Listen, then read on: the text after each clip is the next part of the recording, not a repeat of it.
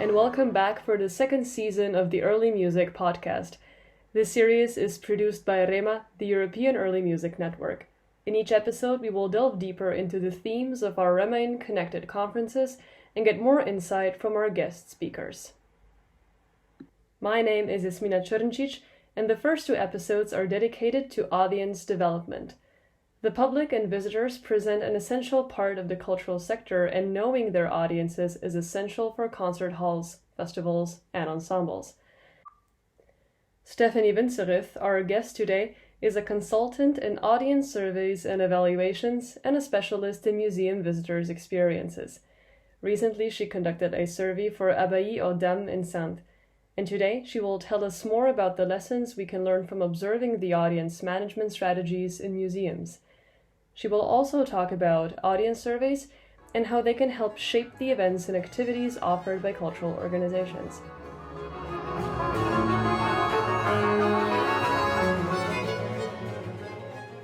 My name is Stephanie Wintzerith. I'm doing visitor research and evaluations for cultural institutions, and especially for museums, which are my main point of research for the last 20 years.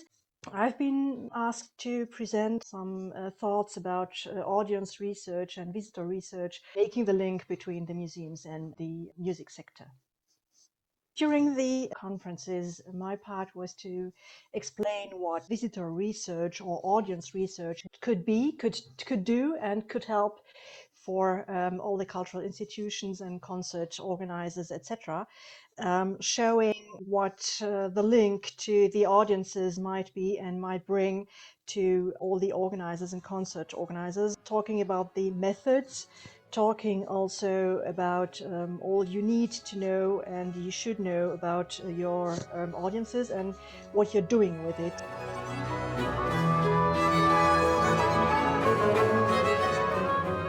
Notice that as well in museum and live music concerts and so on, we have a small part of the population who's going and enjoying it. So it's not mass media, I would say. It's a small part of the population who's going, even though it's sometimes amounting to millions of people according to one country, but anyway, it's not the whole population using and enjoying it. We have many parallels between audiences going into museums and audiences going to listen to live concerts. Especially they are interested in culture, especially they have some way of spending their spare time and their leisure time going there. It's a voluntary occupation, so it's something very important to take into account in this case. What I would say is also in common is a certain part of audience structure, which we would say would be rather more women than men going there. It's rather a population who is a bit older than you would see in other kind of leisure occupations, and it's usually a part of the population who has quite high education. The differences might be a question of interest and a question also of structure to a certain extent as well. If you look at the audience structure in natural history museums, you would have a large part of families. I'm not sure you would have that many families going to classical music concerts. So there are some differences due to differences also in the typical kind of institution you're looking at, which is normal in a sense. But so that might be the most common parallels between both kind of audiences.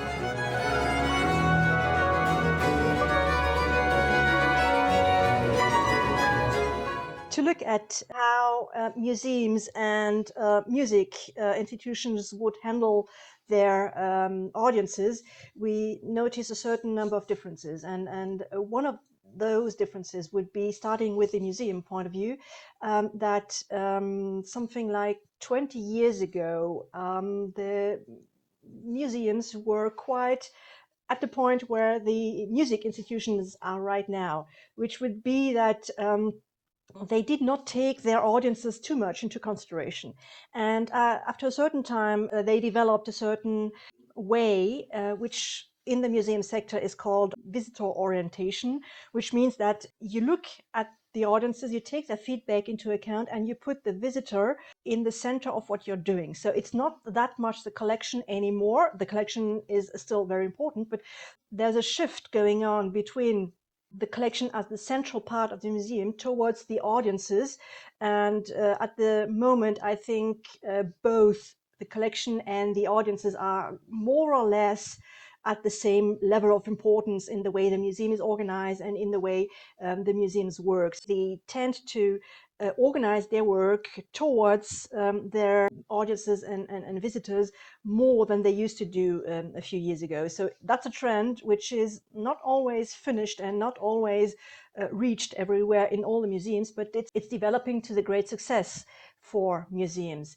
On the other hand, the music sector, I think, is still searching for a way to take their audiences more into account, because as far as I could see, especially also in festivals and concert series and opera, etc., it's not always taken into account what the audiences would wish, would like, would appreciate, and would enjoy as much as it is now in the museum sector. So that might be the largest difference between the way a concert institution would look at the audiences and the museum, which is more towards the needs and taking the needs of the visitors and audiences into account in the way they organize their work.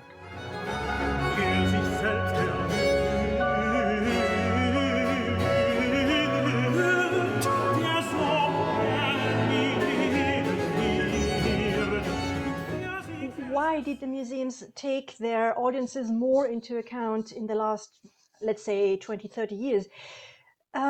They wanted to be relevant. They wanted to increase their audiences. They wanted to have more visitors, and they wanted to get the message through, which means that one of the missions of the museums is to help the public to discover all the riches and all the wonderful things that are in the museums, which means that they have to come to see the exhibitions. And if nobody comes, then this part of the mission of the museum is simply not possible to reach. The other point was to make better education services, to get not only more people, but to help them enjoy the exhibition and take things out for more knowledge, etc. So it was also increasing the quality of the exhibitions, not connected to the objects as such, but connected to the way that the objects are shown. And that was, I think, a main reason for developing the visitor orientation of many museums.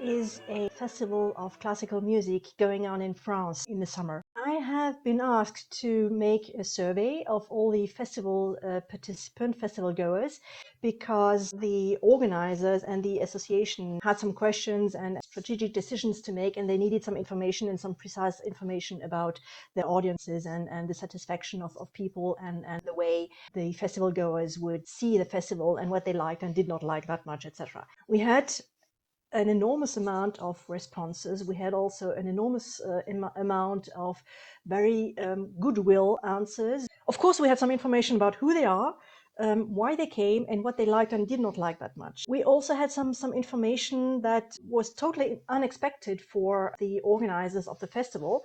For instance, we had the feedback that the festival goers would not find the framing and the physical conditions of the festival that enjoyable as they hoped they would be. Of course, if you are in a very old building, which is a church from the 13th century or something like that, you have the historical and the wonderful frame, and that looks beautiful. But you have to sit as well for hours listening to concert. We had some feedback saying, well, it could be more comfortable to sit there. It could be a bit more comfortable for our legs to stretch. It could be that we could walk in the alleys between the seats in a better way if they were larger. And that was one of the feedback that made some kind of aha effect, because that was not expected from the organizers. And that was very useful for them afterwards to work on.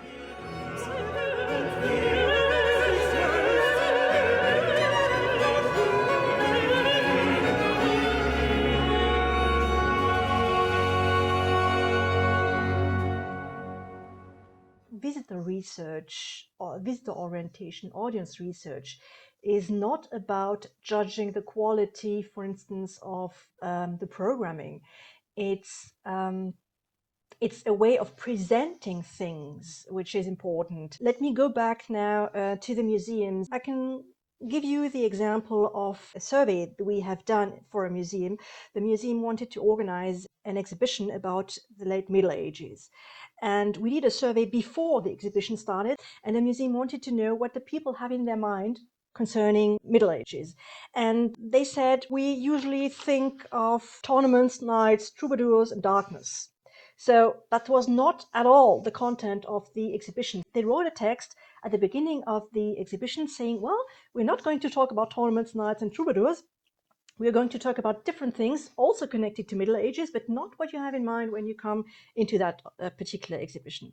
Another finding of that survey was that people were expecting to have different objects to touch, what we call hands-on objects in the museum jargon. That was not thought of in the planning of the exhibition, so the museum had to find some hands-on to put into the exhibition, and those hands-on helped the exhibition to become a very great success, because that was what the people reminded and remembered going out of the exhibition.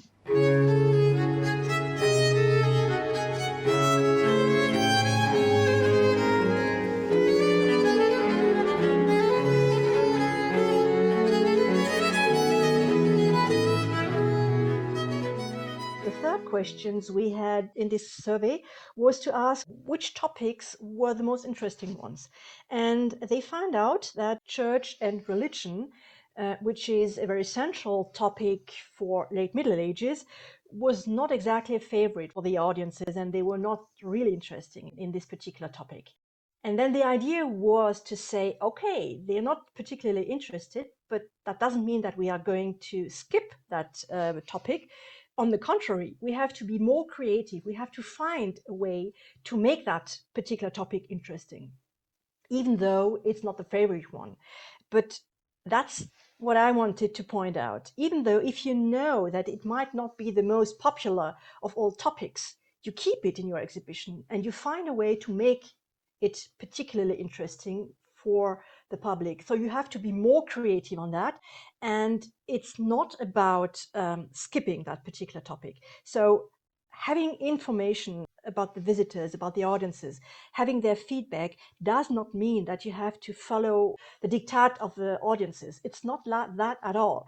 It's taking into account their needs, their feedback, and maybe also their expectations, and use that to present the things in a way that makes your offer interesting for them. It's not the public deciding exactly what you are going to put into your program.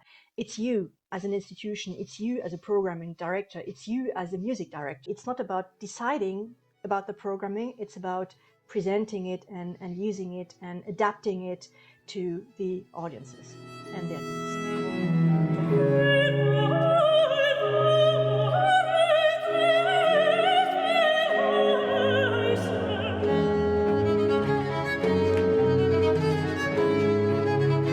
What would be the first steps to start taking the audiences more into account for a programmer who's not used to it yet? The first step would be to ask, what should I know about my audiences? And also, what is it that my audiences think I should know about them? Usually the question is who they are, who does come, who does not come, and why they come and they do not come. Did I reach the audiences I wanted to reach or not? And if yes, why? If not, why? Where are the barriers? Then the next question would be, did they get what they expected? In other words, are they satisfied? Is there something I can do better? Is there something I can make differently? Is there something that they would wish me to make better or differently? Or looking, for instance, at a festival, a question would be, what are the patterns that I can figure out and find out in the way the festival goers behave. Do they listen to all the concerts, or do they only pick a few concerts out of the whole programming? Do they attend the whole day, or do they come several days, etc.?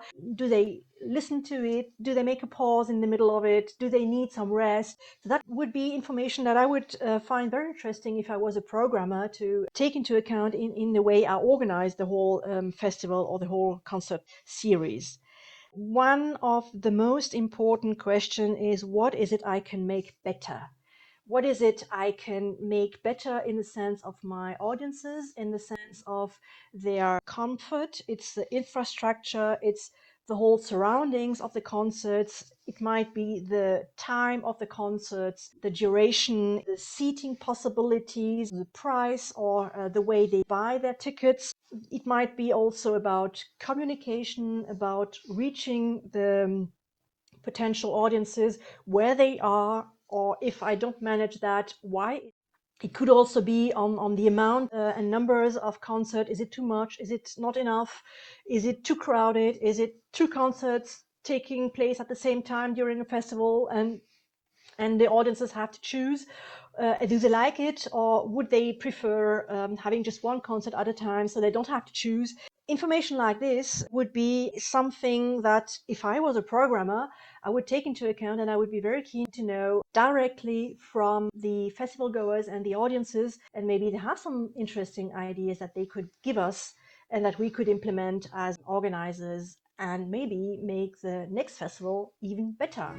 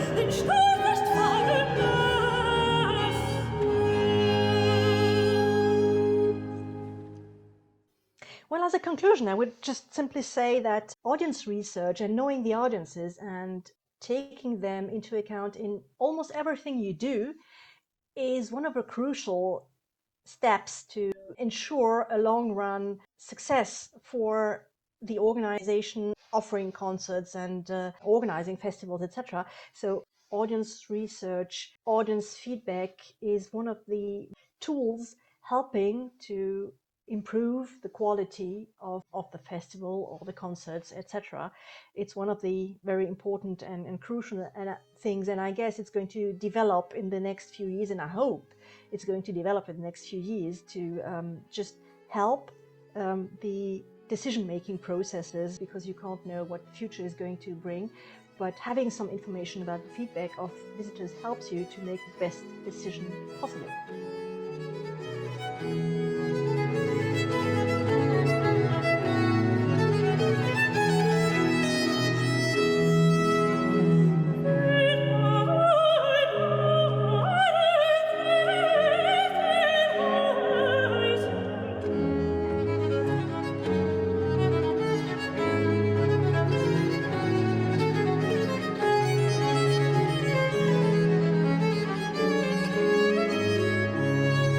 Thank you very much, Stephanie, for taking the time to tell us more about your line of work and describing how a cultural institution can establish deeper relationships with its audience. The museum experience may indeed seem very different from attending a concert or a festival, but from the organization's point of view, there are many similarities and common goals to be observed. Our early music community can definitely learn from the museum sector.